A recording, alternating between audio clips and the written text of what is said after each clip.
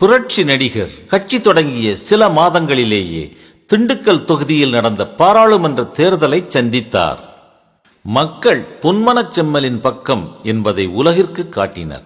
1.5 லட்சம் வாக்குகள் வித்தியாசத்தில் வெற்றி பெறச் செய்து தமிழக அரசியல் வரலாற்றில் பொன்மனச் செம்மலின் வெற்றி கொடியை உயரப் பறக்க விட்டனர். அடுத்து கோவையில் நடந்த சட்டமன்ற இடைத்தேர்தலிலும் வெற்றி. அதில் அரங்கநாயகம் வெற்றி பெற்று அதிமுகவின் முதல் சட்டமன்ற உறுப்பினர் ஆனார். தமிழக வெற்றியை தொடர்ந்து புதுச்சேரியில் எம்ஜிஆர் வெற்றி கொடியை பறக்கவிட்டு புதுச்சேரியில் அதிமுக ஆட்சியை அமைத்து இந்திய அரசியலில் அதிர்ச்சியை ஏற்படுத்தினார்.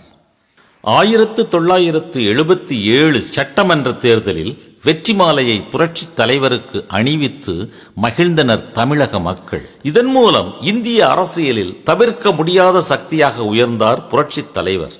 வெற்றியை மக்களிடம் சமர்ப்பித்தார் பொன்மனச் செம்மல். ராஜாஜி ஹாலில் அரசாங்க சடங்கை முடித்த சில நிமிடங்களிலேயே தனது தலைவனை முதல்வராக பார்க்கும் ஆசையில் அண்ணா சாலை முழுவதும் கூடியிருந்த பல லட்சம் தொண்டர்களிடம் அண்ணா மீது ஆணையிட்டு, நீங்கள் தான் எஜமானர்கள், எங்களுக்கு உத்தரவு தாருங்கள், அமைச்சரவைக்கு ஆசி வழங்குங்கள் என தனது ரத்தங்களிடம் ஆசீர்வாதம் கேட்டு மக்களை கண் கலங்க வைத்தார். இந்திய அரசியல் வரலாற்றில் மக்களிடம் ஆசீர்வாதம் கேட்ட முதல் தலைவரானார் எம்ஜிஆர்.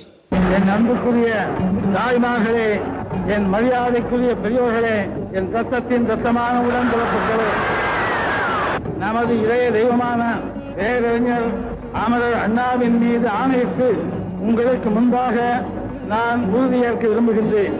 அங்கே நடைபெற்றது அரசாங்க சடங்கு, தவிர்க்க முடியாதது. இங்கே நடப்பது உங்கள் கட்டளையை எதிர்பார்த்து மக்கள் தீர்ப்பே மகேசன் தீர்ப்பு என்று சொன்ன பேரறிஞர் அண்ணாவினுடைய எண்ணத்திற்கேற்ப தமிழக மக்களின் பிரதிநிதியாகி உங்கள் முன் நாங்கள் அமைத்திருக்கின்ற அமைச்சரவையின் சார்பாகவும் அனைத்து இந்திய அண்ணா திராவிட முன்னேற்ற கழகத்தின் சார்பாகவும் ஒரு செய்தியை இங்கே நான் குறிப்பிட கடமைப்பட்டிருக்கின்றேன்.